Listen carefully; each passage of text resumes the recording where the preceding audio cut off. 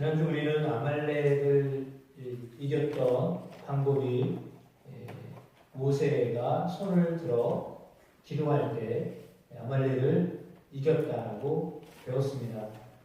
모세의 손이 내려오면 아말렉에게 졌습니다. 그래서 모세와 함께 산 꼭대기에 올라갔던 아론과 훌이 모세의 손을 붙잡고 함께 같이 기도하였습니다. 손이 내려오지 않자 밑에서 칼을 가지고 전쟁에 나갔던 여호수아와 이스라엘 군대가 아말렉을 무찔러서 승리하게 되었다라고 하는 것입니다. 그렇다면 전쟁에 나가서 승리할 수 있었던 것은 전쟁터에 나간 군인들의 피땀 어린 그런 혈투이기도 하지만 배후에서 하나님을 향하여 기도했던 모세와 아론과 훌에 함께하는 기도였다라고 하는 것을 말씀해 주고 있습니다. 따라서 직접 전쟁터에 나가서 칼을 들고 나가는 사람이 있는가 하면 또 한편으로는 그들을 위하여 기도하는 사람들이 있는데 실제로 전쟁터에 나간 사람들이 실력이 좋아서 승리했다라기보다는 그들을 위하여 배후에서 기도했던 모세와 아론의 훌의 연합한 중보 기도가 그들로 하여금 승리를 경험하게 하셨다라고 하는 것을 말씀해주고 있습니다.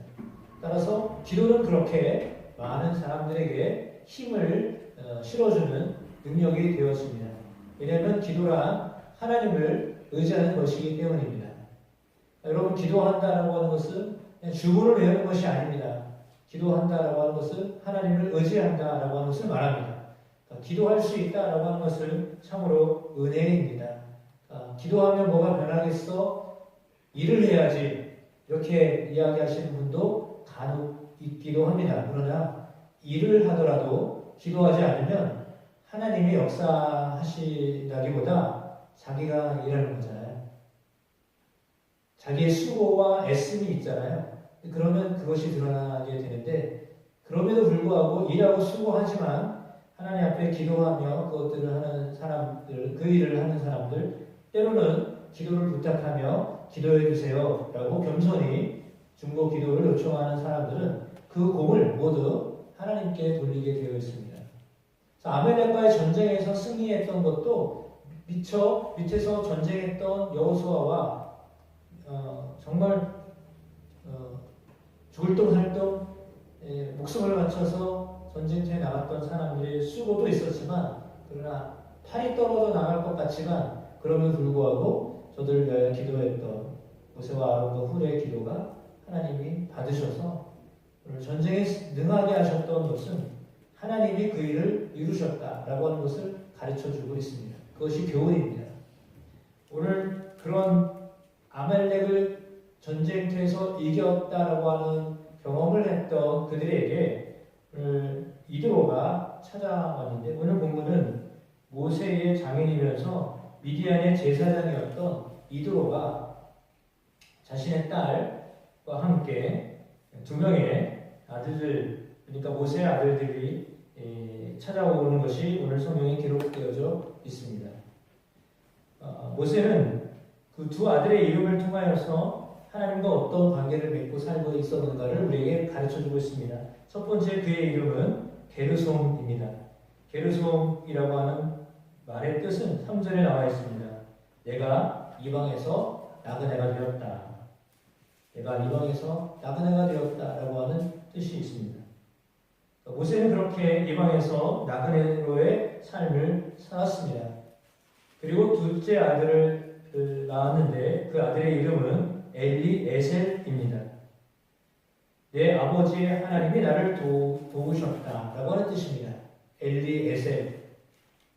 비슷한 그 단어가 있죠.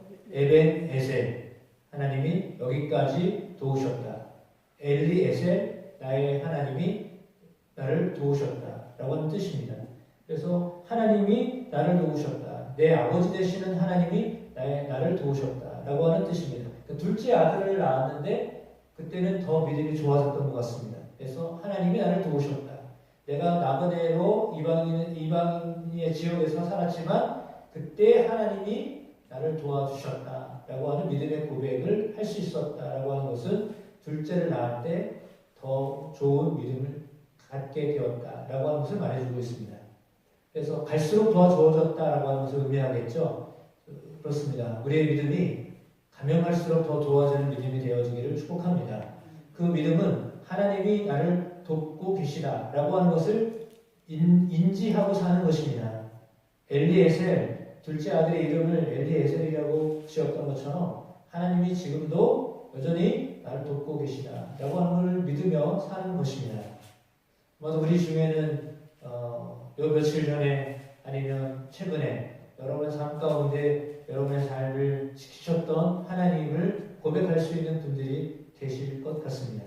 그러니까 내 삶에 하나님이 관여하셔서 나를 그 어려움 가운데도 나를 건져주셨다라고 하는 고백을 하실 분들이 있는 걸로 압니다. 때로는 그것이 그런 일은 당하면 안 되는데 라고 하는 일들이지만 그런 경험들이 많이 있을 줄로 믿습니다. 저도 몇 번 말씀드렸지만 저의 처음에 첫해 목회지에 갔는데 비가 오는 날 교육자료에 가려다가 이렇게 높바닥으로 떨어졌습니다. 두 바퀴 돌아가지고 떨어졌습니다.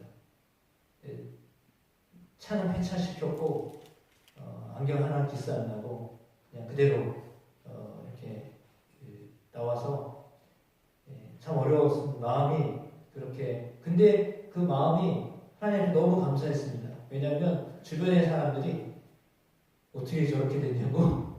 그러니까 차는 폐차할 정도가 됐는데 사람이 멀쩡하니까 이거 하나님이 함께 하셨다라고 믿지 않는 사람들이 그런 고백을 했거든요. 그래서 그것이 하나님이 함께 하셨다라고 하는 것을 알게 하셨던 경험입니다. 물론 우리가 건축하면서도 경험했습니다. 여러분 개개인의 삶에도 역시 마찬가지일 겁니다. 하나님이 함께 하시는구나, 하나님이 역사하시는구나 라고 하는 것을 여러분들이 경험하실 텐데요. 그때 언제 그런 경험을 하죠? 힘들고 어려울 때 그때 하나님이 나를 도우셨구나 라고 하는 것을 경험하게 되는 겁니다. 그러니까 아마도 둘째를 낳았을 때의 그의 상황은 더 좋은 상황은 아니었던 것 같습니다. 왜냐하면 도움을 언제 받습니까? 잘 나갈 때 도움을 받지 않습니다. 힘들고 어려울 때 도움을 받는 겁니다. 그러니까 둘째를 낳을 때 어려웠던 것 같습니다. 그런데 그때 하나님이 도우셨다라고 하는 고백을 했다라고 하는 것은 그 어려움 중에도 하나님이 그를 도와주셨다라고 하는 것을 의미합니다. 그렇다면 우리의 삶에도 동일하게 하나님은 우리를 여전히 돕는 하나님이시다라고 하는 것을 경험할 수 있었다라고 하는 것은 그 어려움도 통과하게 하셨다라고 하는 말이죠. 그 말에서 나와 있는 것처럼 그의 생애가 이스라엘과 거의 비슷했습니다. 왜냐하면 모세를 통해서 하나님이 출애굽을 경험하게 하셨습니다. 그리고 오늘 이드로가 와서 모세의 간증을 듣습니다.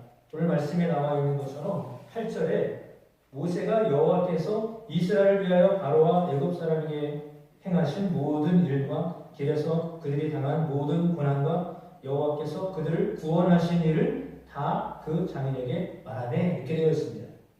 그러니까 길을 가면서도 어려웠던 그 과정들이 있었잖아요. 애굽을 탈출할 때도 어려웠습니다. 길을 갈 때도 어려웠습니다. 여정마다 다 힘들고 어려웠습니다. 그런데도 그 과정 속에도 하나님이 함께 하셨다라고 하는 것을 지금 고백하고 있는 겁니다.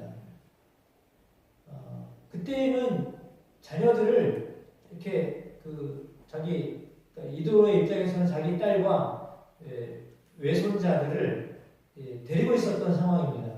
그러니까 모세는 하나님의 사역을 해야 했기 때문에 가족을 자녀들한테 맡긴 상황이거든요. 함께하지 않았던 상황입니다. 근데 지금 애굽에서 탈출했다는 이야기를 들었고 광야에 있다는 이야기를 들었기 때문에 이제는 모세야, 너는 일도 좋지만 가족도 돌봐라 라는 의미로 가족들을 데리고 온 겁니다. 그러니까 그때 데려왔을 때 모세를 통하여 이야기를 들을 때 모세는 어떻게 반응합니까? 9절과 10절 말씀입니다. 우리 같이 한번 읽어보겠습니다. 이드로가 여호와께서 이스라엘에게 큰 은혜를 베푸사 애굽 사람의 손에서 구원하심을 기뻐하여 이드로가 이르되 여호와를 찬송하리로다. 너희를 애굽 사람의 손에서와 바로의 손에서 건져내시고 백성을 애굽 사람의 손에 아래서 건지셨구나. 예, 그렇게 하나님을 정식으로 잘 섬겼던 사람이 아니잖아요. 미디안의 제사장입니다. 그런데 그가 모세를 통하여 역사하셨던 하나님을 보니까 하나님이 이 일을 행하셨구나 라고 해서 하나님의 이름을 찬양하는 것입니다. 그리고 하나님이 구원하셨다라고 고백합니다. 그리고 11절은 더 이런 놀라운 고백을 하죠. 우리 같이 한번 읽어보겠습니다. 이제 내가 알았도다. 여호와는 모든 신보다 크심으로 이스라엘에게 교만하게 행하는 그들을 이기셨구나. 아멘. 네. 그렇습니다. 여호와는 모든 신보다 크심으로 이런 고백을 하죠. 자기가 믿고 있는 신이 있거든요. 제사장이기 때문에 자기도 믿고 있는 신이 있는데 자기가 믿고 있는 신보다 지금 모세가 섬기고 있는 그 신이 훨씬 크신 분이시다 라고 하는 지금 고백하는 것입니다. 그래서 그러므로 이스라엘에게 교만하게 행하는 그들을 이기셨구나 이렇게 말씀하고 있습니다. 그렇게 고백하고 있는 거죠. 그거는 믿는 사람이 하는 고백이 아니라 믿지 않는 장인이 하는 고백이에요. 그게 중요한 거죠. 그래서 우리가 믿고 있는 하나님을 다른 사람들이 보고 있는가 이게 중요한 겁니다. 내가 믿고 있는 하나님을 내 주변에 있는 사람들이 보고 있는가 이게 중요합니다. 가족이잖아요. 이들로는 가족이잖아요. 장인이잖아요. 근데 그를 통하여 역사하셨던 하나님을 지금 보고 있는 겁니다. 그래서 그 하나님을 찬양하고 그 하나님께 영광을 올려드리고 더 나아가 12절 말씀에는 그 모세의 장인 이드로가 번제물과 희생 제물을 하나님께 가져왔습니다. 자기도 제사장이지만 내가 믿는 하나님 앞에 내가 제사를 드려야 되겠다라고 하는 마음으로 번제물과 희생제물을 가지고 하나님 앞에 나오게 되었죠. 그래서 모세의 장인과 함께 모든 장로들이 하나님 앞에서 떡을 먹었다 이렇게 말씀하고 있습니다. 그래서 하나님을 인정한 이드로의 모습을 봅니다. 이렇게 이드로의 모습 속에서 하나님이 어떤 분이신가를 우리에게 말씀하면서 또 한편으로는 13절로 27절의 말씀에는 모세의 어떤 고단한 삶을 우리에게 보여주고 있습니다. 그림에 잘 보여지고 있듯이 모세가 수많은 사람들 주변에 있습니다. 뭐 하냐면 재판을 하느냐고 수많은 사람들 앞에서 아침부터 저녁까지 가족이 왔는데 가족을 돌볼 시간이 없는 겁니다. 근데 이드로의 입장에서 보니까 너무 안타까운 거죠. 아니 지금 가정 생활을 하라고 데리고 왔는데 가정을 돌볼 시간이 없는 겁니다. 너무 안타까운 거잖아요. 그래가지고 어떻게 합니까? 모세의 장인이 모세에게 말합니다. 내가 이 백성에게 행하는 일이 어찌 되느냐? 어찌하여 내가 홀로 앉아있고 백성은 아침부터 저녁까지 내 곁에 서 있냐? 그러니까 모세가 재판하는데 앉아서 재판을 했나 봅니다. 재판을 하는데 백성들이 재판거리를 가지고 아침부터 저녁까지 대기하고 있는 겁니다. 하나하나 끝날 때까지 사람들이 줄어들지 않고 계속 재판을 기다리고 있는 거죠. 그러니까 기다리는 사람은 언제 끝날까 기다려야 되죠. 모세는 집에 돌아갈 틈도 없어요. 가족들이 왔지만 그들을 돌볼 시간도 없습니다. 그러니까 이걸 보고서 이드로가 너무나 안타까웠습니다. 그래서 왜 그러냐라고 했더니 모세가 하는 말이 백성들이 하나님께 물으려고 나에게 오지 않습니까? 그러니 나는 대답을 해줘야 됩니다. 라고 이야기합니다. 그랬더니 모세의 장인이 뭐라고 얘기하냐면 7절에 내가 하는 것이 옳지 못하다 이렇게 이야기합니다. 내가 하는 일이 옳지 못하다. 너 지금 일을 좀 잘 못하고 있는 것 같아 라고 지금 말하고 있습니다. 왜 너와 함께한 이 백성이 기력이 쇠할 것이다. 기다리다 지칠 거다라고 말하는 거죠. 이 재판을 하는 과정을 다 여러분 재판을 하시면 어떻습니까? 저는 재판을 안 해봐서 모르는데 주변에 재판을 했던 목사님들이나 재판을 했던 어떤 분들이 이야기를 들어보면 상당히 힘들어요. 마음 써야 되죠. 또 변호사비 돼야 되죠. 오고 가고 차편 써야 되죠. 끝나고 나면 또다시 뭔가를 또 해야 되죠. 끝나지 않는 재판을 계속 하게 되면 하는 것도 힘든데 그걸 기다리고 또 기다려야 되는 것이 상당히 힘듭니다.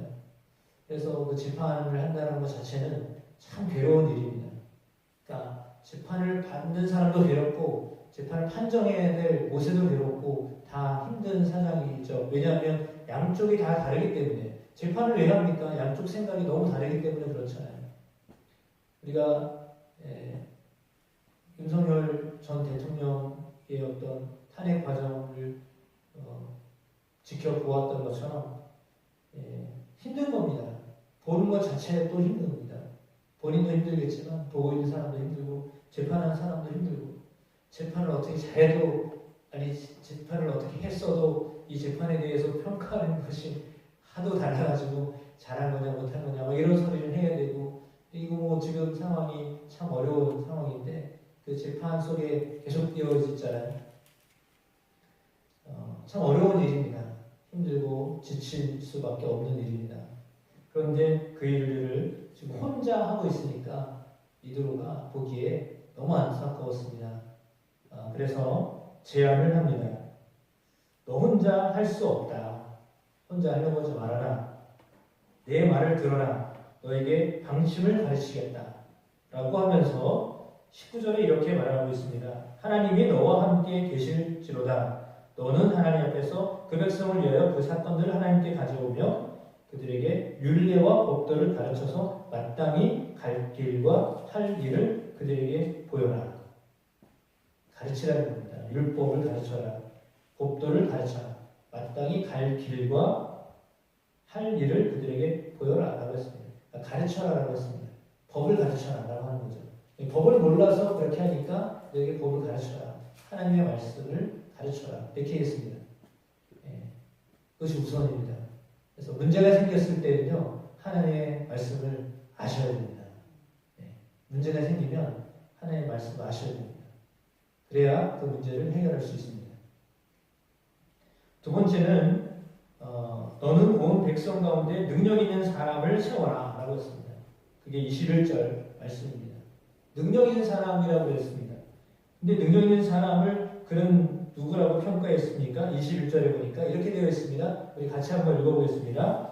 너는 또 온 백성 가운데서 능력 있는 사람들 곧 하나님을 두려워하며 진실하며 불의의 이익을 미워하는 자 이렇게 되어 있습니다. 능력 있는 사람이 누구라고요? 첫 번째 하나님을 두려워하는 사람입니다. 이드로는 하나님을 잘 섬기는 사람이 아닌데 그가 지금 권면하는 말이 뭐예요? 능력 있는 사람 누구요? 하나님을 두려워하는 사람. 하나님을 두려워하는 믿음 있는 사람이다 라고 했습니다. 첫 번째가 그겁니다. 두 번째 능력 있는 사람이 누구라고요? 진실한 사람입니다. 진실한 사람 누구냐? 그 사람을 세워라. 세 번째는요, 불의의 이익을 미워하는 사람입니다. 불의의 이익이 뭐겠습니까? 사욕을 품고 돈 생각하는 사람, 그 이야기하는 거죠. 우리나라 재판도 제가 이렇게 보면 그렇게 평가하면 또 사법부에 대한 뭐라고 모욕한다고 생각할 수 있을지 몰라도 전관 예우 이런 것들이 있어서 변호사가 누구냐에 따라서요 재판이 완전히 달라집니다. 그러니까 그렇더라고요. 들어보면 그런 것 같더라고요. 그래서 돈을 많이 쓴 쪽이 유리합니다. 그래서 사실은 재판은 돈 많이 쓰는 쪽에서 유리한 증거들을 많이 찾아내면 그쪽이 이기게 되어 있어요. 돈 없는 사람들이 사실 이기기가 쉽지 않아요. 근데 오늘 보면은 뭐라고 이야기하냐면 하나님을 두려워하는 사람이어야 되고 진실한 사람이어야 되고 세 번째 불의한 어떤 이익을 미워하는 사람이라고 했어요. 돈 좋아하지 않는 사람. 그 사람들을 세워라라고 했습니다. 그래야 재판을 제대로 할 수 있기 때문에 사실 사법부가 우리나라 사법부나 모든 재판이나 다 이래야 됩니다. 정말 하나님을 두려워하는 사람이어야 되고 진실을 편에 서 있는 사람이어야 되고 자기의 어떤 이득 이 재판을 하면 수수료 얼마 남는데 이거를 위해서 그런 사람 아니어야 된다라고 하는 거죠. 그래서 그런 사람을 세워라. 1000부장, 100부장, 50부장, 10부장을 세워라. 그래서 그들이 그 일들을 감당하기라라고 그렇게 권면을 했습니다. 그런데요, 오늘 이 권면을 그는 받아들였습니다. 왜냐하면 이드로가 하는 말에는 하나님이 허락하시면, 하나님이 함께 하시면 이 말을 계속 하거든요. 그러니까 믿지 않는 장인인데 그 장인의 입에서 누가 나와요? 하나님이 계속 나오잖아요. 하나님이 함께 하실 거야. 하나님이 허락하시면 이렇게 하면 좋겠어. 그 말을 계속 하니까 이 말을 모세는 하나님이 하신 말로 받았어요. 하나님으로부터 음성을 들을 수 있었던 모세예요. 그런데 그 모세가 이드로를 통하여서 하는 하나님의 말씀을 듣는 거예요. 사람을 통해서도 말씀하시는 하나님을 들으실 줄 아셔야 돼요. 이거는 사실은 어떻게 보면 모세가 권위자잖아요. 이스라엘 백성들에서 최고 권위자예요. 그 권위자에게 지금 와가지고 이렇게 저렇게 코치하고 있는 거예요. 더군다나 장인이 와서. 그것도 하나님도 잘 안 믿는 사람이 와가지고 그 얘기 하는 거예요. 근데 그 말을 수용해요. 지도자는 때로는 그런 말을 들을 줄 알아야 돼요. 우리에게 충고하고 권면하면 그 말을 들을 줄 알아야 돼요. 믿음의 사람 역시 마찬가지예요.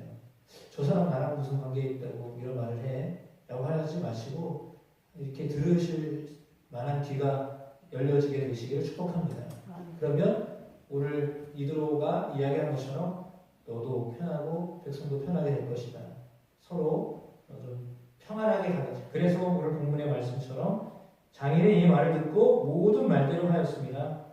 그리고 이제 큰 재판만 맡고 작은 재판들은 그들에게 맡겨라 라고 하는 그런 제도가 이제 생겨났다라고 하는 것을 오늘 본문은 우리에게 말씀해 주고 있습니다. 하나님의 음성을 듣는 사람들 그리고 하나님의 말씀을 듣는 사람들 하나님이 어떻게 역사하시든지 그 음성을 잘 들어서 그 음성대로 살아가는 것 상당히 중요한 것인데 저와 여러분이 그렇게 하나님의 음성을 때로는 권면하는 사람의 이야기를 통해서도 듣게 되시기를 축복합니다. 그러면 하나님은 우리가 지칠 때 모세가 얼마나 지쳐 있었겠습니까? 가족도 전혀 돌볼 수 없었던 그런 상황. 그때 하나님이 그에게 이도를 보내셔서 이렇게 지치지 않도록 인도하셨던 것을 보게 됩니다. 저와 여러분 안에 하나님이 이런 사람들을 또 붙여주실 때 여러분의 삶이 지치지 않도록 이끌어 주실 줄로 믿습니다. 아멘. 함께 연합할 때요 쉬워지는 것입니다. 이도의 이야기를 듣지 않았다면 모세는 재판하다가 뭔가를 할 수도 없었을지도 모릅니다. 왜냐하면 일은 계속 일어나기 때문에. 근데 그럼에도 불구하고 하나님 이렇게 역사하셨던 것을 볼 때 하나님 참 모세를 또 이스라엘 백성들을 사랑하셨던 것 같습니다. 그래서 제 마음 가운데 은혜를 베푸셨던 그런 모습을 보게 되는데요. 그 은혜가 또 우리나라에도 있게 되기를 축복합니다. 모든 일은 함께하는 것입니다.